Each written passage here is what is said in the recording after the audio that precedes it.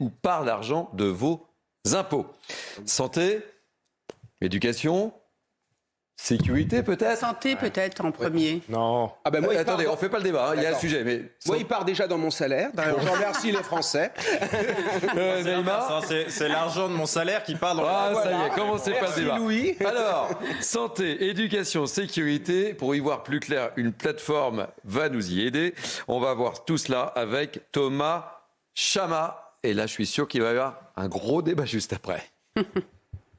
262 € pour la retraite, 23 € pour la sécurité. Sur ce site internet, il est possible d'analyser comment sont répartis 1 000 € de dépenses publiques. Un travail de compilation de données à l'initiative de cet étudiant en école de commerce. Tout est parti d'un débat entre amis lors de la dernière élection présidentielle. On parlait de la réforme des retraites et à un moment donné, je demande à mes amis, mais est-ce qu'un de nous sait combien on dépense en retraite sur le total des dépenses publiques ? Et là, personne ne sait répondre. Et je me dis, il y a un souci. Ce débat-là de la dépense publique, il est récurrent, mais il est maîtrisé par une faible partie des citoyens. Dans le détail, les dépenses publiques les plus importantes concernent la retraite puis l'assurance maladie. Au contraire, les dépenses pour la sécurité et la justice sont les plus faibles. Au total, le montant estimé des dépenses publiques en 2022 est de 1 490 milliards d'euros, soit 1 800 € par habitant et par mois. Pour Naïma, Kevin, Louis, c'est intéressant cette enquête. C'est extrêmement intéressant. Alors il faut faire... Alors, qu'est-ce que vous en tirez comme enseignement, J'en Louis ? tire plusieurs enseignements. Tout d'abord, il faut faire assez attention parce que ça mélange tous les types de dépenses publiques. Ça mélange l'État, les impôts, avec la sécurité sociale.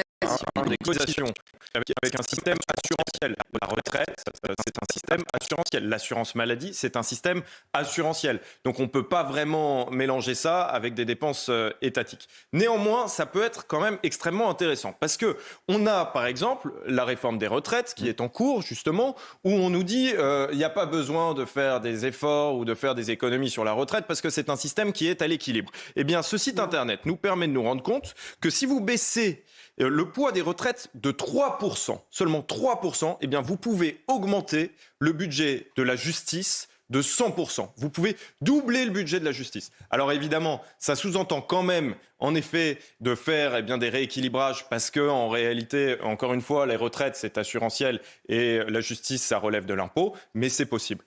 Naïma Mfadel. C'est assurantiel, mais il y a aussi une différence entre les retraites des fonctionnaires et celles des entreprises, enfin du privé.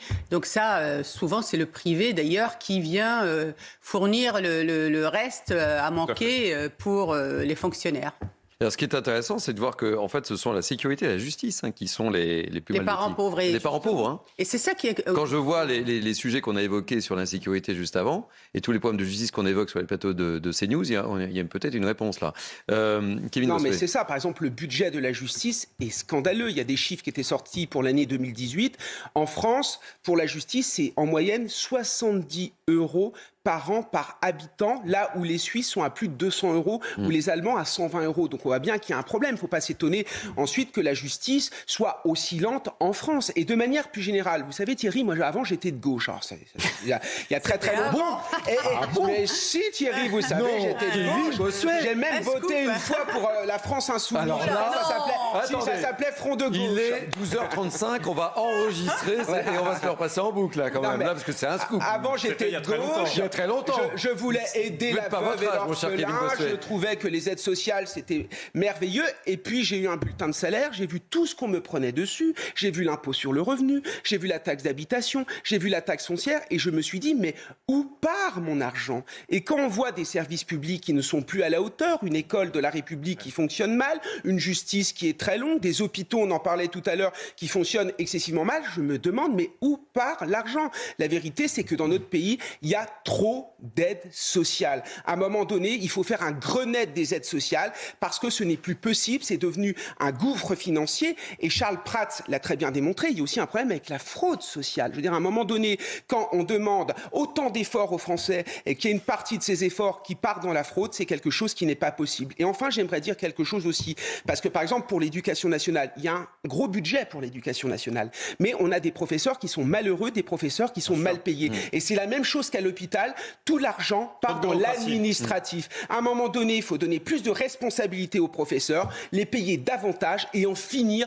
avec tous ces administrations qui n'ont plus aucun sens. Permettez-moi parce que le prochain sujet, il sera également pour Kevin Bossuet, ça va interpeller. Voilà. Je vais juste vous faire sourire. Churchill disait, si vous n'êtes pas de gauche à 20 ans, c'est que vous n'avez pas de cœur. Voilà. Si vous n'êtes pas conservateur à 40 ans, c'est que vous n'avez pas de cervelle. Bon ben voilà. J'aime cette petite digression sur l'histoire. Kevin a donc du cœur. J'ai eu du cœur un temps. Mais maintenant, ça y est. Ouais. Louis. Pour revenir simplement sur le site internet qu'on vient de nous présenter, c'est très intéressant de voir que sur 1000 euros de dépenses publiques, il y a quand même le poids de la dette. 40 euros qui vont rembourser la dette. C'est colossal parce que le budget de la justice, c'est 7 euros sur 1000 euros. Donc vous voyez bien qu'aujourd'hui, à force de s'endetter et à force de faire n'importe quoi avec les finances publiques, eh bien on devient otage de notre dette et on a par conséquent l'obligation de rembourser la dette alors qu'on pourrait faire cette dépense, on pourrait l'allouer sur des postes budgétaires extrêmement importants dont on souffre tous les jours, quotidiennement, nous Français. Ce qui est sûr, c'est qu'aujourd'hui, il faut mettre à plat, effectivement, et voir un peu où sont nos priorités. Et il faut arrêter de s'endetter. Il faut arrêter de s'endetter en pensant que de toute façon, on remboursera demain et que ça ne coûtera rien parce que l'argent est gratuit ou et surtout,